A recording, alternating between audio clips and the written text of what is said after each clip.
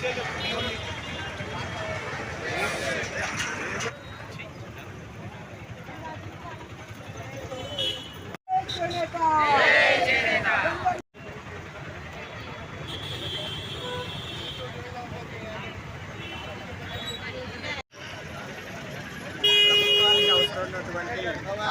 కానీ బెడ్షీట్లు కానీ క్లాత్ కానీ జీవో నంబర్ 1 ప్రకారం టిస్కోకు ఆర్డర్ ఇచ్చినట్లయితే టిస్కో వారు చేనేత సహకార సంఘాల నుంచి ఉత్పత్తి అయినటువంటి కార్పెట్లు బెడ్షీట్లు క్లాత్ టిస్కోకి ఇచ్చినట్లయితే టిస్కో వారు ప్రభుత్వానికి సప్లై చేసేది.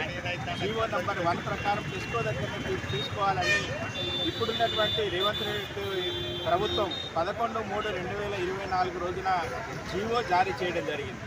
గత 40-50 సంవత్సరాల నుంచి కూడా ప్రభుత్వానికి అవసరమైనటువంటి కార్పెట్ కానీ బెడ్షీట్లు కానీ టిస్కో ఇచ్చి ఆర్డర్ ఇచ్చినట్టయితే టిస్కో వారు మాకు ఆర్డర్ ఇస్తే మేము చేనేత కార్మికుల చేత తయారు చేసి సప్లై చేస్తున్నాము.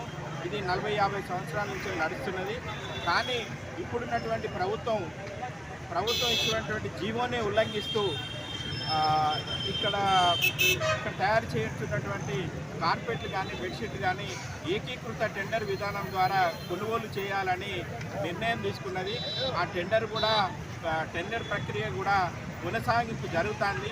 దానివల్ల వరంగల్ జిల్లా లోపల మరియు కరీంనగర్ జిల్లా లోపల ఉన్నటువంటి సుమారు 10,000 మంది చేనేత కార్మికులు అంటే దాదాపు ఒక 40-50 వేల మందికి ఉపాధి కోల్పోయే పరిస్థితి ఉన్నది.